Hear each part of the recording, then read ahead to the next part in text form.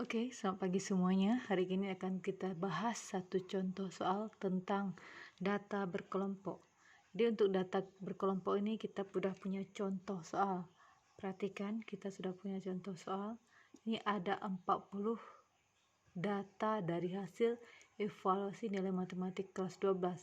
Jadi ada 40, 10 pula di baris kedua, 10 baris ketiga, 10 baris keempat, jumlahnya 40. Kita lihat mana yang terbesar dan terkecil, kita perhatikan.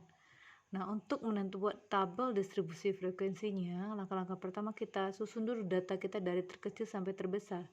Kemudian yang kedua, kita tentukan jangkauan atau ranknya.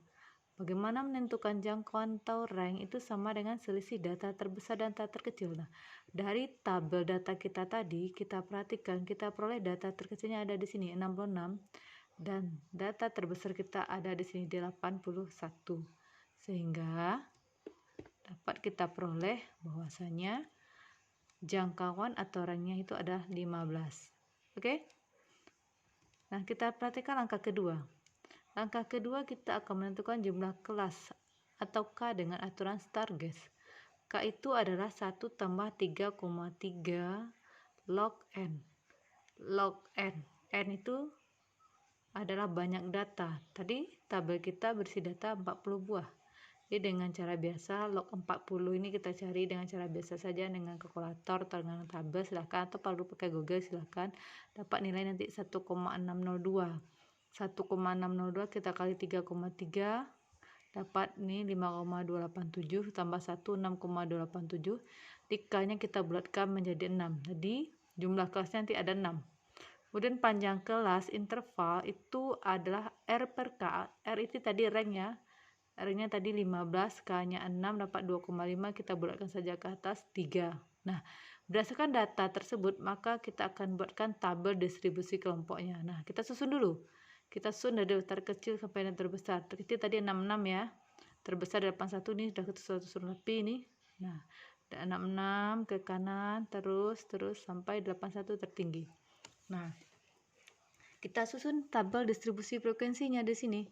Data terendah kita tadi berapa? 66. Nah, ini dia kita letakkan di sini. Ada 66 pada kelas pertama. Kelas pertama.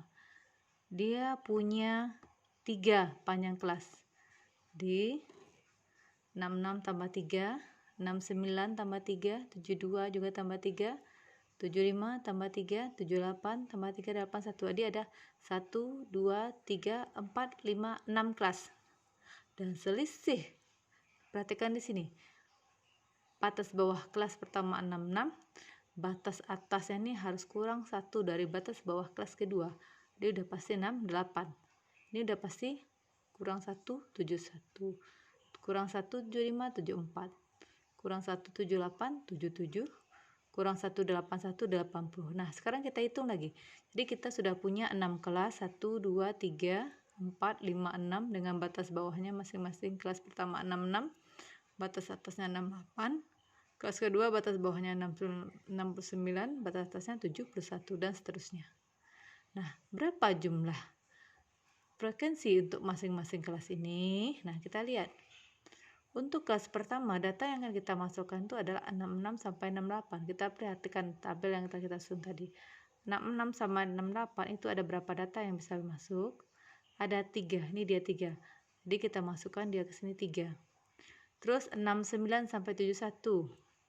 69 sampai data yang ke 71 ada berapa? Ada berapa nih? 1, 2, 3, 4, 5, 6, 7. Ada 7 data. Kemudian data kita dari 72 sampai 74, berarti di sini 72 sampai 74. Ke sini kita hitung 72 ini 10, 11, 12, 13, 14, 15, 16, 17.